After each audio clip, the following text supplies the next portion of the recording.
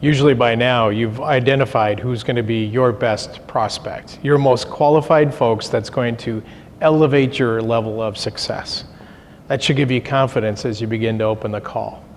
And opening the call means that you have a purpose for being there. And you really need to explain to the other person why you're there and why it's important that you're there and that they need to listen to you. And then the final step in this whole process is making sure that they're in agreement that you should be there. And that's really the 3 steps to opening the call. Opening the call is really making sure and understanding why have you driven all that way to get there.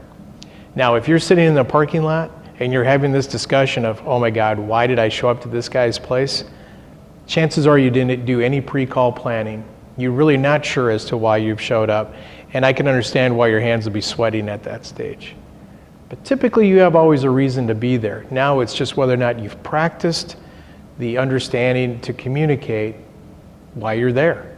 And it doesn't have to be complicated.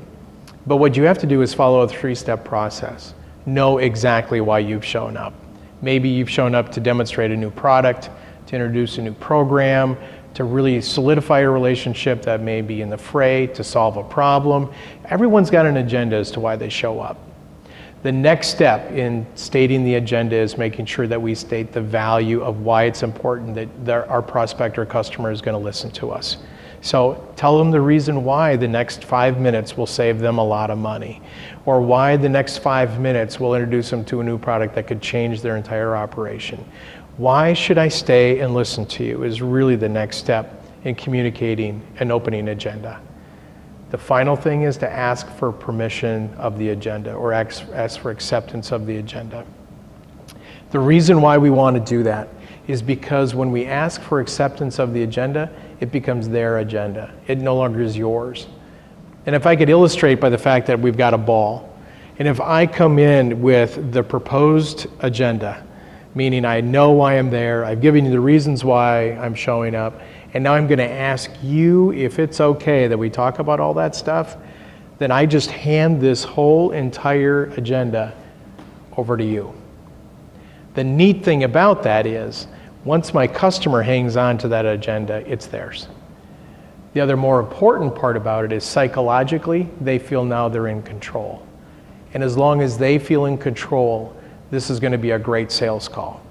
It's the moment that they don't feel like they're in control that they begin to feel like they're being pushed upon and that this is not going to go the way that they want it to go.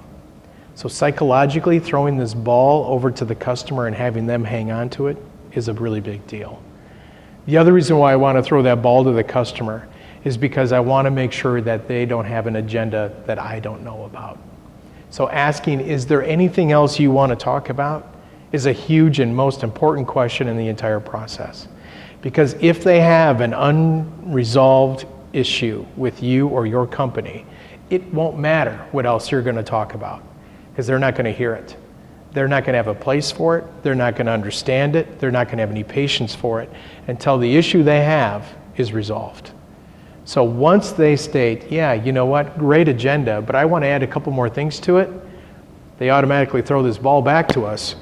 Then it's our turn to accept the agenda and say, yep, I got it. We're going to talk about what I came to the table and also what you brought to the table. I get that. That's something we need to talk about. And once this control gets passed back and forth, this becomes no longer a one-sided conversation, but it literally does become the conversation that we talked about in the beginning of this whole book, in the beginning of this whole series, about how do we just communicate? You've got a problem, I've got an opportunity.